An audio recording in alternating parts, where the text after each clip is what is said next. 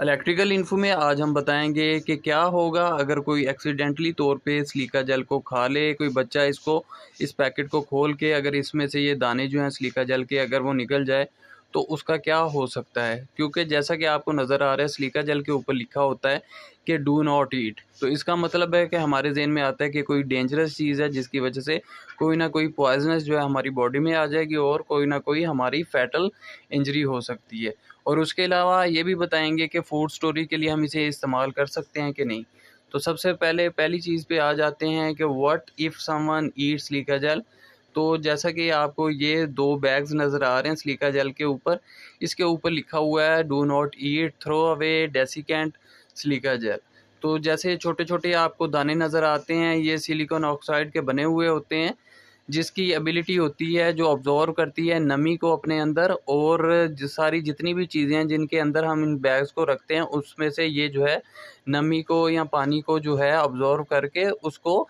वो ख़राब होने से बचाती है। तो आपने देखा होगा कि जितनी भी आइटम्स होती हैं जो शिपमेंट में हम भेजते हैं, जिसमें आप सपोज़ करें कपड़े हो सकते हैं, जूते हो सकते हैं या बाकी कोई भी मटेरियल होता है, तो उसके साथ आपने देखा है ये छोटे-छोटे बैग्स होते हैं जो डिपेंड कर रहे होते हैं उसके साइज़ के ऊपर। अगर साइज़ बड़ा होगा हमारे पार्सल का, जो शिपमेंट हो रहा होगा या किसी भी तरीके से पार्सल को भेजा जा रहा होगा या कोई भी बॉक्स होगा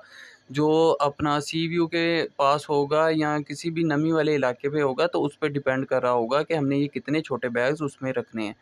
तो इसमें अगर आपको नज़र आ रहा है ऊपर कुछ लिखा हुआ है तो इट्स मीन कि वो डेंजरस हो सकते हैं, क्योंकि इसके ऊपर केमिकल भी लगाया जा सकता है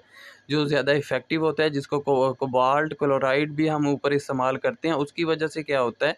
अगर तो वो केमिकल इस पे यूज़ किया होगा, वो एक तो अब्ज़ॉर्प्शन के लिए हमें मदद कर रहा होगा नमी को, और अगर उसको हम कोई बच्चा ये जो बैग खोल के उस खा ले तो उससे क्या होगा, उसे वॉमिटिंग होगी, उसका पेट ख़राब होगा या उसका सर वगैरह दर्द करेगा। और दूसरा ये है, ये डाइजेशन के सिस्टम को ख़राब करती है क्योंकि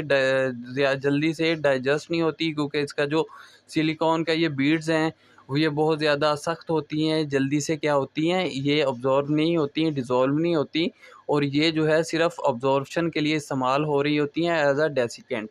तो सबसे पहली बात तो ये है कि सिलिका जेल से बेसिकली कुछ होता नहीं है, फैटल जो है कोई इंजरी नहीं आती, बल्कि अगर इसके ऊपर कोई ऐसा केमिकल लगा हो जिसकी वजह से कोई हैज़र्ड्स हो या कोई पॉइज़नस हो, तो उस वजह से जो है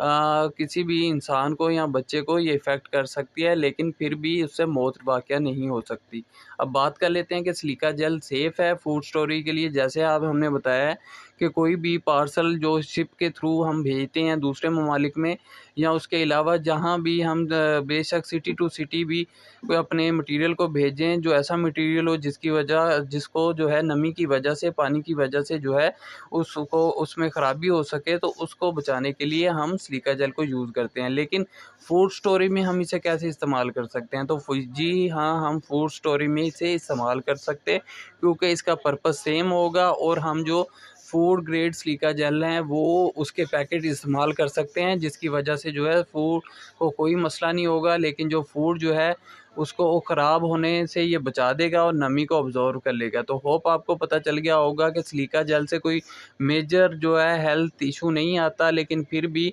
ये है कि अगर छोटे बच्चे खाएँ तो उनकी सेहत पे इफ़ेक्ट होता है, और फैटल जो है कोई भी ऐसी चीज़ नहीं होगी कि जिसकी वजह से मौत हो जाए, और बाकी ये जो है हम इसको फूड स्टोरेज में इस्तेमाल कर सकते हैं। तो होप अगर आपको वीडियो अच्छी लगी हो तो हमारी वीडियो को लाइक ज़रूर कर दें।